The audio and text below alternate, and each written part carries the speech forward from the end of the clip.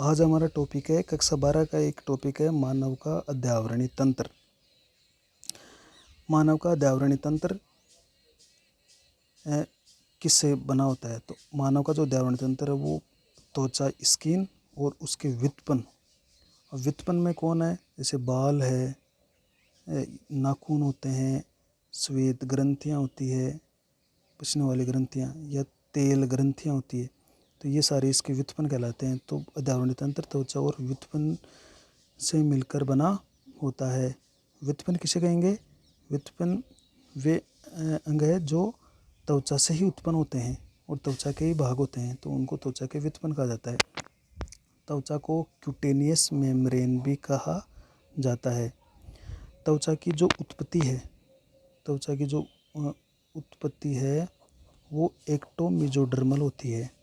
एक्टोमेसोडर्म का मतलब है एक्टोडर्म और मेसोडर्म दोनों स्तर त्वचा का निर्माण करते हैं। हमारी जो त्वचा होती है वो तापरोधी होती है, जलरोधी होती है, इसके अंदर यानी इंसुलेटर काम करती है, और जलरोधी मतलब जल भी अंदर प्रवेश नहीं करता है, न बाहर आता है, कोई भी जीवाणु और रोगाणु अंदर प्रवेश नहीं कर सकता। तो त्वचा तापरोधी, जलरोधी, जीवाणुरोधी और पारदर्शी, इसकी लेयर देखें तो पारदर्शी भी होती है। जो हमारी त्वचा है, ये नीचे की मांसपेशियों से एक ऊतक, अंतराली संयोजी ऊतक से पेशियों से जुड़ी होती है। तो त्वचा पेशियों से किस ऊतक के द्वारा जुड़ी होती है? अंतराली संयोजी ऊतक के द्वारा। एक अपन शब्द लेते हैं बॉडी वॉल या देह भित्ति। तो देह भित्ति का निर्माण किस किस से होता है? तो देह भित्ति में सबसे बाहर की तरफ आ गई हमारी त्वचा, उसके बाद में आ गई हमारे मांसपेशियों की परत, पेशीय स्तर या मसल्स लेयर, और उसके अंदर हो गई जो हमारी गुहा है, उस देह गुहा की उपकला एपिथेलियल। तो त्वचा, पेशी स्तर, देह की उपकला है, वो हमारी त्वचा का निर्माण, बॉडी वॉल का निर्माण करती है। त्वचा का अध्ययन विज्ञान की किस शाखा में करते हैं? तो उस शाखा का नाम है डर्मेटोलॉजी। डर्मेटोलॉजी दो शब्दों से बनकर डर्मा। तो डर्मा का मतलब स्किन या त्वचा होता है, और लॉजी का मतलब होता है अध्ययन करना। तो स्किन या त्वचा का अध्ययन करने वाले विज्ञान की शाखा को डर्मेटोलॉजी कहते हैं। मानव की त्वचा है वो किस जीव या जानवर की त्वचा से बहुत अधिक समानता रखती है? तो जो पिग स्किन है, सुअर की स्किन है, उस स्किन और मानव की स्किन को देखें तो उस दोनों में काफ़ी समानता पाई जाती है। पढ़ते हैं स्किन की संरचना या स्किन की हिस्टोलॉजी। तो स्किन को अगर अपन देखें तो इसके दो प्रमुख स्तर होते हैं। और इन स्तरों को अपन कहते हैं एपिडर्मिस, सबसे बाहर वाला एपिडर्मिस, और उसके नीचे या अंदर वाला डर्मिस।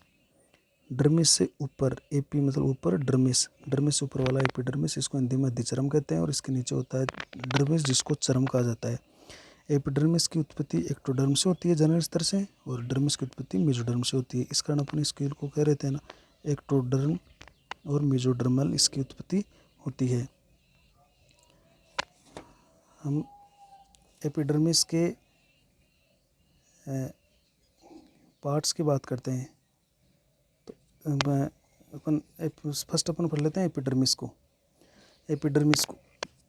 तो जो एपिडर्मिस है त्वचा की सबसे बाहरी स्तर, वो अनेक परतों का बना होता है, जिसको अपन कहते हैं स्ट्रेटिफाइड एपिथेलियल टिश्यू की कई सारी परतों का बना होता है।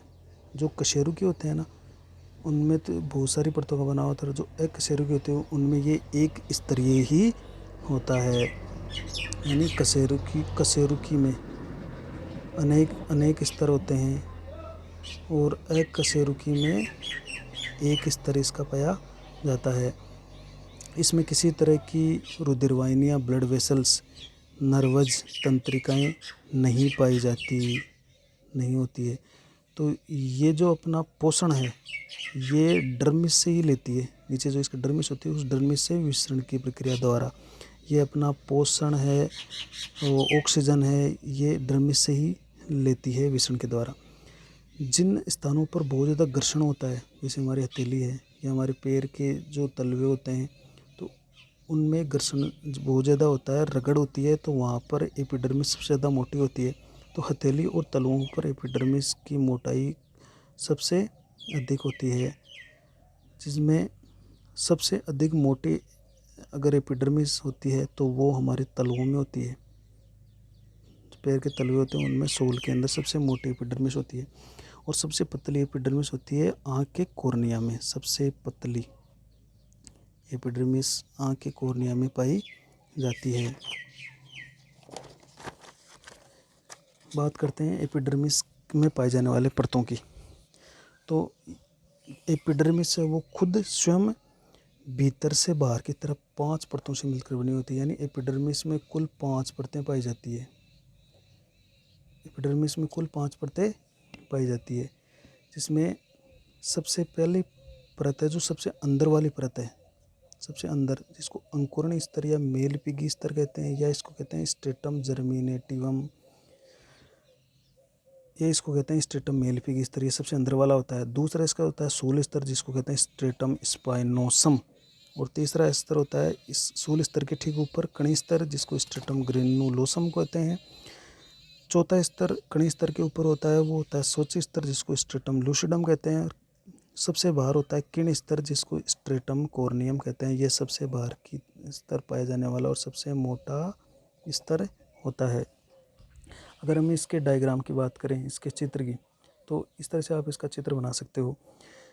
ये हमारी एपिडर्मिस है पूरी, जो 5 परतों में विभक्त है, और इसके नीचे होती है हमारी डर्मिस।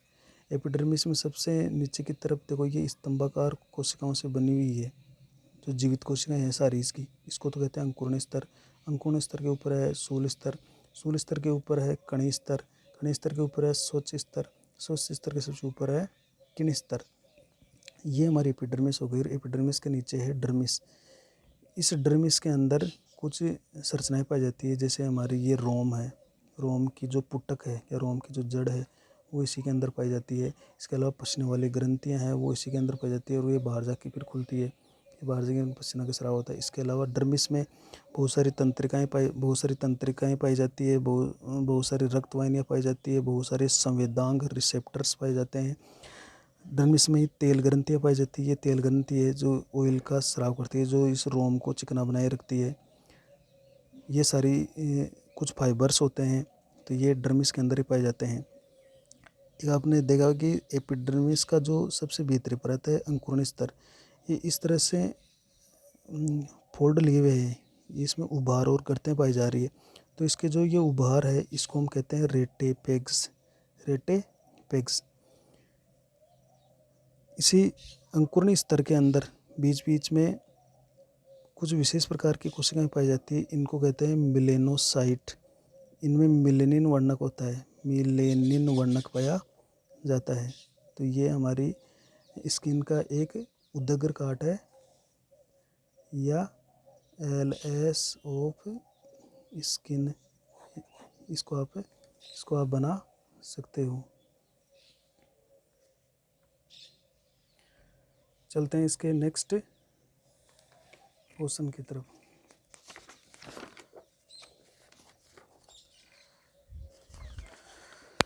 सबसे पहले पढ़ते हैं इसका पहला स्तर, जिसको हम कहते हैं अंकुरण स्तर। अंकुरण स्तर देखिए, ये सबसे भीतर वाला परत है और टर्मिस के ठीक ऊपर पाया जाता है। इसकी सभी कोशिकाएं सजीव होती है, अब ये सजीव होती है, लेकिन ये पोषण कहाँ से प्राप्त करती है? तो ये पोषण डर्मिस के जो रक्त वाहिनियाँ है उसी से विषण के द्वारा पोषण पदार्थ ग्रहण कर लेती है, और जीवन भर विभाजन करती रहती है। और विभाजन करके क्या करती रहती है? ये ऊपर की तरफ नई नई परतें बनाकर बाहर की ओर कोशिकाओं को खिसकाती रहती है। इस कारण इसको क्या कहते हैं हम? अंकुरण स्तर या जर्मिनेटिवम। ये नई नई कोशिकाओं का अंकुरण करती है, नई नई कोशिकाएं बनाती है, इस कारण इसको अंकुरण स्तर या जर्मिनेटिवम स्तर बोलते हैं। इसकी कोशिकाएं देखें तो हमने देखा था कि इसकी कोशिकाएं इस तरह से स्तंभाकार थी, स्तंभाकार कोशिकाएं थी। ये जगह जगह से इस तरह से उभार ले रही थी, तो इन उभारों को हम कह रहे थे रेटेपेग्स। क्या कहते हैं? रेटेपेग्स। तो स्तंभाकार कोशिकाओं में जगह जगह उभार और गर्तें पाई जाती है, इन उभारों को अपन कहते हैं रेटेपेग्स। ये रेटेपेग्स क्या काम करते हैं? ये जहाँ से एपिडर्मिस और डर्मिस जुड़ती है, जहाँ पर दोनों की संधि होती है, जंक्शन होता है, उस एपिडर्मिस और डर्मिस के जंक्शन के सतही क्षेत्रफल को बढ़ा देती है। जैसे इस तरह से ये फोल्ड करती है तो इसका सतही क्षेत्रफल बहुत ज़्यादा बढ़ जाता है। सतही क्षेत्रफल के बढ़ने के कारण से क्या होता है, एपिडर्मिस को अधिक से अधिक पोषण प्राप्त करने में मदद मिलती है। ये एपिडर्मिस है, यानी एपिडर्मिस की जो अंकुरण स्तर है उसको अधिक से अधिक पोषण प्रदान या प्राप्त किया जा सकता है इस रेटिपेक्स के द्वारा। और दूसरी बात ये इस तरह से बाहर उगरते लिए होती है तो एपिडर्मिस को यांत्रिक सहारा भी प्रदान करती है।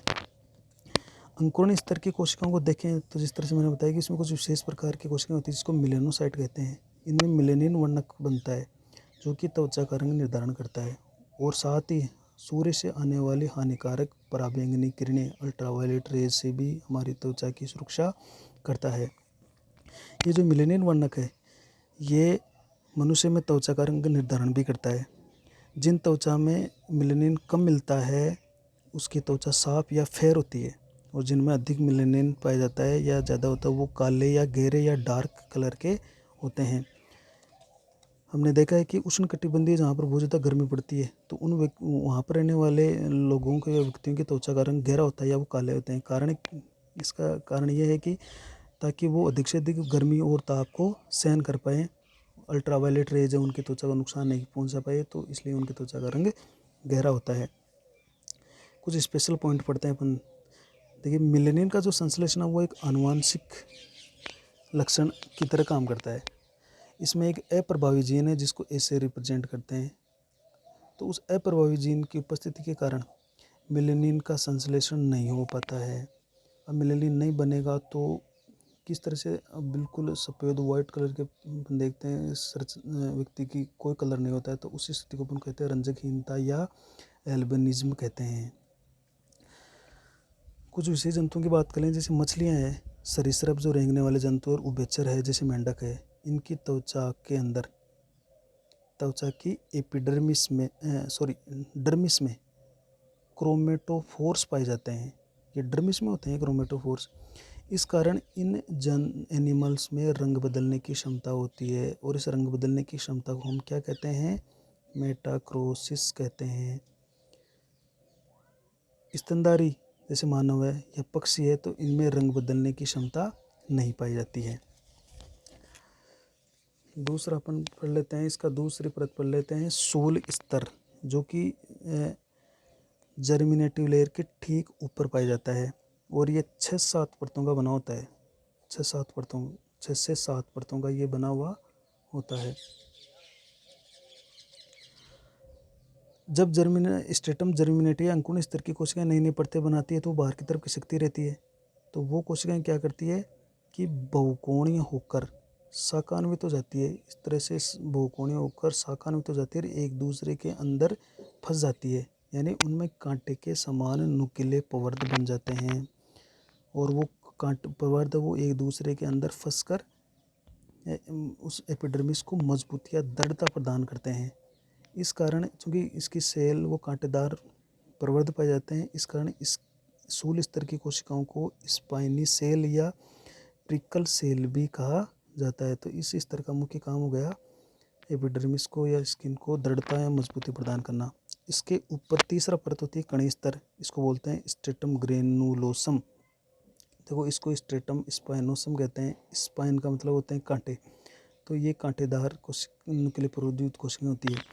इसके ऊपर होता है कणी स्तर या स्ट्रेटम ग्रेनुलोसम। ग्रेन्यूल का मतलब होता है कण, तो इसमें कण पाए जाएंगे। वो देखो, तो ये परत है वो 5 से 6 परतों की बनी होती है। इसे 5 से 6 परतें इसमें पाई जाती है। इसकी कोशिकाओं में जो कोशिका द्रव्य होता है उसमें एक विशेष प्रकार का कण मिलता है जिसको कहते हैं क्रेटोहाइलिन के कण। ये क्रेटोहाइलिन एक प्रोटीन है, इसके कण इसकी कोशिकाओं में पाए जाते हैं। क्रेटोहाइलिन के कण इसके कोशिकाओं में पाए जाते हैं। इस कारण इसे क्या कहते हैं, स्ट्रेटम ग्रेनुलोसम कहते हैं। चौथी परत है एपिडर्मिस की स्वच्छ स्तर या स्ट्रेटम लूसिडम। ये 3 से 4 परतों की बनी हुई है ऐसे, और इसकी कोशिका द्रव्य में इस स्वच्छ स्तर की कोशिका की कोशिका द्रव्य में एलिडीन नामक एक पदार्थ भरा हुआ होता है। एलिडीन, इस एलिडीन का निर्माण जो केरेटोहाइलिन था नीचे वाली लेयर में, उस केरेटोहाइलिन के विघटन से एलिडीन का निर्माण होता है। और एक एलिडीन होता है वो बड़ा पारदर्शी होता है, चमकीला होता है, तो इस कारण से ये परत है वो पारदर्शी और चमकीली हो जाती है।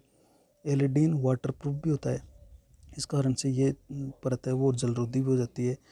तो एलिडीन के कारण स्वच्छ स्तर है वो पारदर्शी, चमकीला, जलरोधी होता है।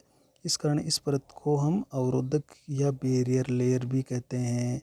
इससे हमारी त्वचा वो वाटरप्रूफ हो जाती है। अगर आप पानी में जाओगे तो पानी हमारी त्वचा के अंदर नहीं घुस पाएगा, तो उसका कारण ये स्ट्रेटम लूसिडम ये परत पाई जाती है, इसका कारण वही है।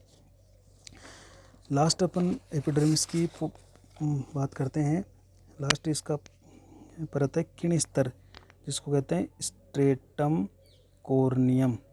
ये स्ट्रेटम कोर्नियम है, ये सबसे मोटा स्तर होता है। इसकी कोशिकाएं जो है वो स्वच्छ स्तर से लगातार बाहर की ओर खिसकती रहती है। और स्वच्छ स्तर का जो स्ट्रेटम लूसिडम था उससे बाहर की तरफ ये कोशिकाएं खिसक रही है और लगभग 8 से 10 कोशिकाओं की एक परत बना रही है। अभी जो ये कोशिकाएं स्वच्छ स्तर कोशिकाएं बाहर खिसकती रहती है तो ये चपटी होती जाती है।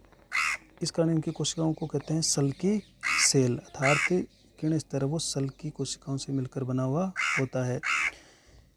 इनमें जो एलिडीन पदार्थ है वो एक निर्जीव पदार्थ में बदल जाता है, जिसको केराटिन या होरन कहते हैं। अभी निर्जीव पदार्थ बन गया तो ये कोशिकाएं भी क्या हो गई, निर्जीव हो जाती है। इस कारण इस परत को श्रृंगी परत या होर्नी लेयर भी कहते हैं।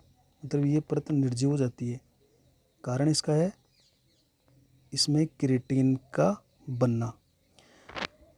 एपिडर्मिस के किन स्तर में केराटिन बनने की क्रिया को केराटिनाइजेशन या श्रृंगी भवन कहते हैं। एपिडर्मिस की किन स्तर में केराटिन बनने की क्रिया को केराटिनाइजेशन या श्रृंगी भवन कहते हैं। ये जो केराटिन है ये एक फाइब्रस प्रोटीन है, तंतुनुमा प्रोटीन, जिसको स्क्लेरोप्रोटीन भी कहते हैं। तो बड़ा ये मजबूत होता है। इस केराटिन के कारण ही देखो त्वचा में जानवर में जैसे सींग है, पंख है, या पंजे है, या नाखून है, या रोम है, या चोंच है, ये बड़ी मजबूत रचनाएं इस केराटिन के कारण ही निर्मित होती है। तो हमारे जैसे बाल भी है वो केराटिन, और इस नाखून है ये भी केराटिन के बने हुए होते हैं। तो ये अपन को घर्षण बल से बचाते हैं। जिन स्थानों पर घर्षण बल ज़्यादा होता है वहाँ पर ये स्तर आपको काफ़ी मोटा मिलेगा। जैसे हथेली और तलुओं पर ज़्यादा घर्षण होता है तो ये यहाँ पर काफ़ी मोटा स्तर पाया जाता है। इस परत की कोशिकाओं में चूँकि निर्जीव हो गई तो इसमें कोई भी केंद्रक या माइटोकॉन्ड्रिया, गोल्जी बूटी अन्य कोई कोशिकांग नहीं पाया जाता है, कारण क्योंकि इसमें निर्जीव हो जाती है केराटिन के कारण। एक शब्द है निर्मोचन, मोल्टिंग।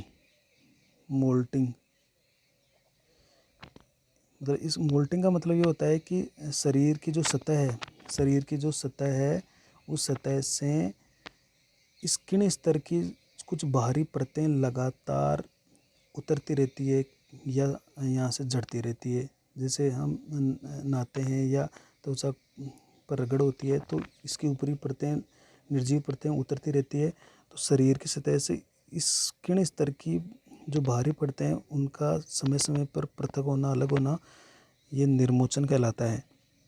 इस निर्मोचन से क्या होता है, त्वचा पर कोई धूल या कोई फाइबर्स या अन्य कोई जीवाणु जमे हुए हैं तो वो वहाँ से हट जाते हैं, तो हमारी त्वचा की सफाई हो जाती है और त्वचा है वो जीवाणु रहित भी हो जाती है। हमने सांप को देखा होगा, सांप की केंचुली। तो सांप है वो कई बार अपन देखते हैं कि एक पूरी चिकनी सी परत को छोड़ जाता है, तो वो उसकी एपिडर्मिस की संपूर्ण परत होती है, बाहरी परत, जो उसका वो त्याग कर देता है। तो उसके साथ उसके कई तरह के अपशिष्ट पदार्थ या जीवाणु है वो वहीं बाहर छूट जाते हैं। जिन स्थानों पर रोम पाए जाते हैं उन रोम युक्त स्थानों पर जो एपिडर्मिस होती है उसकी मोटाई वो कम होती है। जैसे ये हमारी रोम युक्त पार्ट है तो यहाँ पर इसकी मोटाई कम होगी, लेकिन ये पार्ट है जो रोम युक्त नहीं है या रोम रहित है, रोम रहित, तो यहाँ पर एपिडर्मिस की मोटाई है वो काफ़ी ज़्यादा मिलेगी। इस टॉपिक में आज बस इतना ही, और नेक्स्ट टॉपिक में अपन पढ़ेंगे डर्मिस। धन्यवाद।